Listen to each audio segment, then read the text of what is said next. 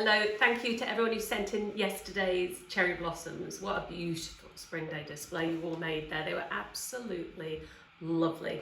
So today, midweek, I've got a cute little treat. It's a little critter. It's quite easy shapes and then you can decorate it. And I thought maybe you could even fill a page with critters.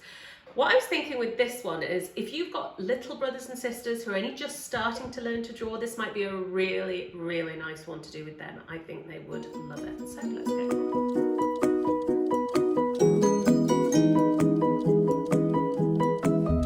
So this is our warm up. It's just a little scrap piece of paper that I'm using, and I'm going to do curls today. Lovely curls. Now I'm doing this because our little critter has got a curly tail. And what I want to show you is the difference between pressing hard with the grip at the bottom of the pencil, and you'll get that. So even if this is one lesson we're asking you to do with little brothers and sisters, if you have them, you just get them to loosely hold the pencil and to do their curls soft and loosely, and to allow the whole arm to move whilst you're doing it. Right, let's get drawing these critters.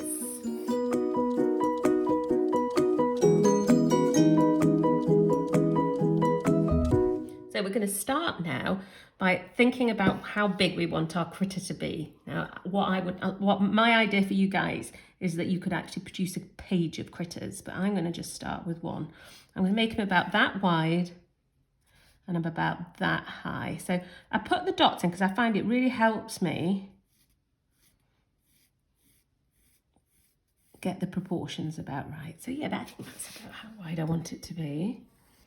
I'll take my curve around to here. You can see I'm pressing very lightly, just in case I'm sit and look back and think to myself, oh no, that's far too big or far too small. You could do a couple of practice critters, I think, before you even begin to do your one that you might be painting. I think I'll curve that round a bit more there. So that's his body, and I'm going to go in with a huge eye. Now, I don't want it smack bang in the middle. I want it slightly higher up. So I'm going to go from about there to there with this big circle of an eye there. Okay. So that's the first eye, and then we want this goggly eye coming out here. So you can see where the top of the circle is there, then just go a bit higher there and we'll take it round. We want it to finish about there. So they are our first quite simple little shapes. Nice big shape here, like an egg shape, and then two circles.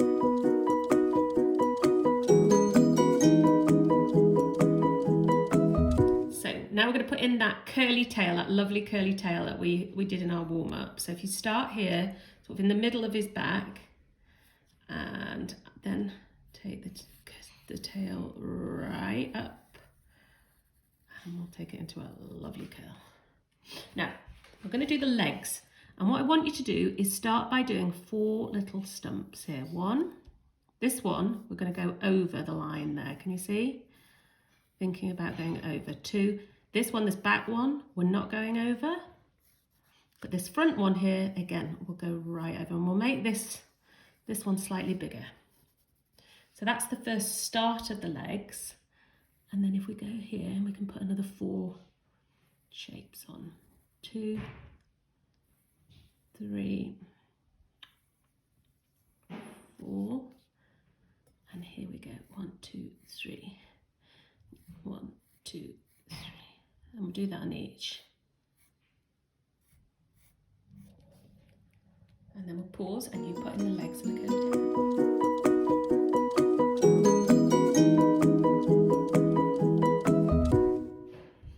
So for the next bit, we're going to do his eyes. And what we're going to do here is a curvy line just under halfway,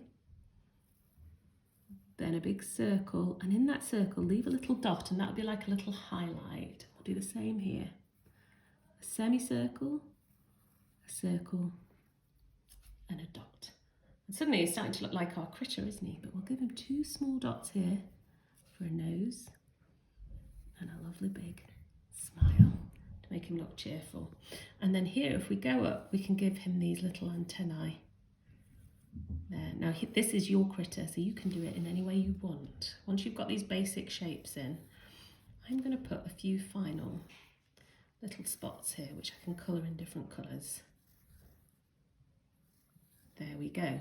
Now, this one, because the shapes are really quite easy to get, if you've got little brothers and sisters who are tiny and only just starting to learn to draw, 2 or 3, this is something that they could have a go at, and I think that would be a lovely thing to do if you've got little ones, is you could be the art teacher for the day and you could teach them how to do this one.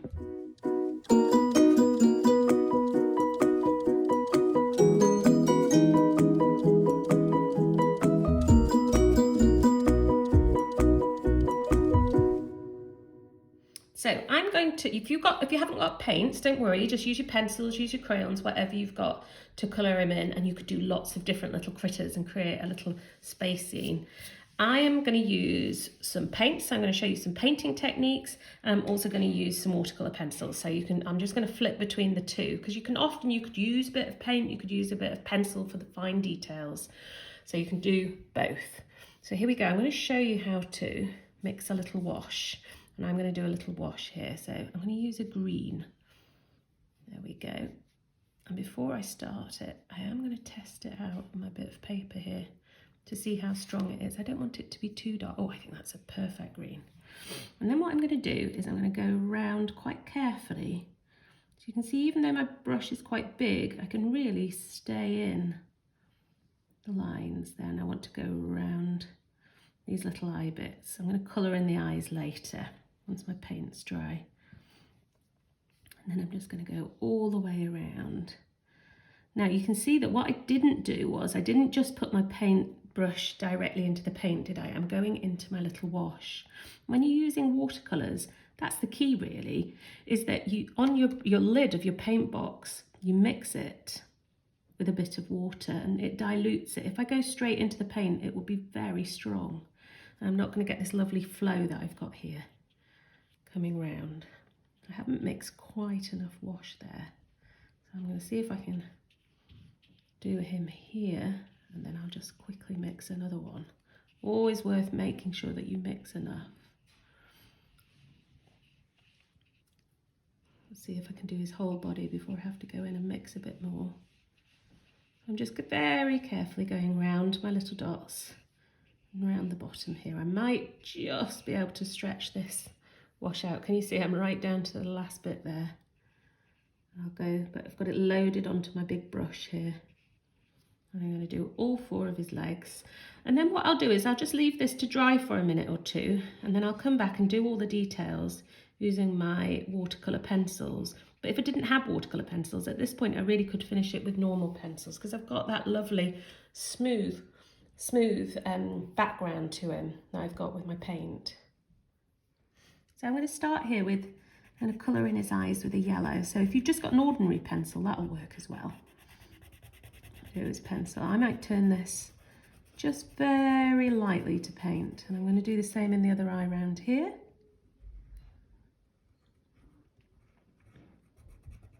You can see I'm putting lots, pressing really quite hard here. And that's just because these aren't ordinary pencils, they're watercolour.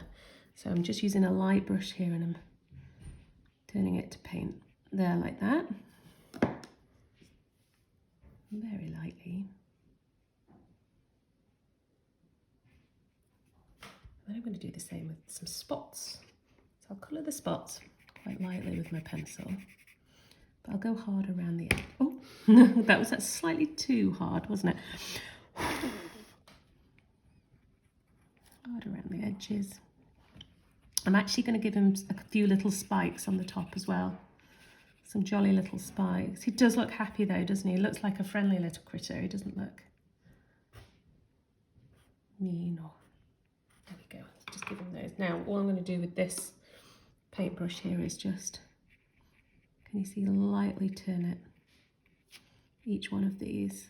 They're magic, aren't they? These pencils are absolutely magic.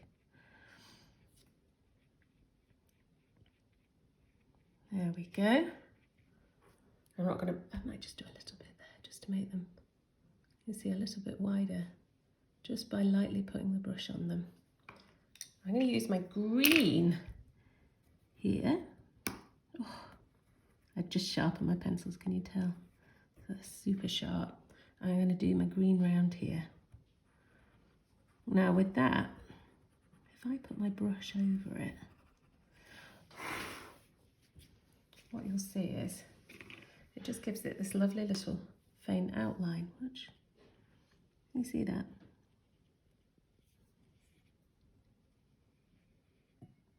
So it's very subtle, but it looks quite nice, and it means I've gone a slightly thicker as I got towards him.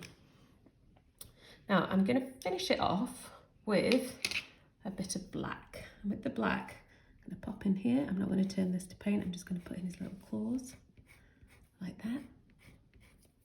I'm going to put in his big cheery smile. And I'm going to do his eyes. I'm not going to turn that to paint though. Don't forget that little tiny dot of light.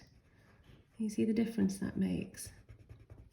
As if the light is reflecting into his eyes. And there on the nose. And then I'm going to take my time. I'm going to go round the whole thing in a green pencil. But you don't need to sit and watch that because you'll be going off to do your own. Now make sure when you've finished, you get mum or dad or someone to send us a picture on our Facebook page of your critter, and especially if you helped out any little brothers or sisters with theirs. Oh, we would absolutely love to see that too. And we will see you tomorrow for a beautiful butterfly.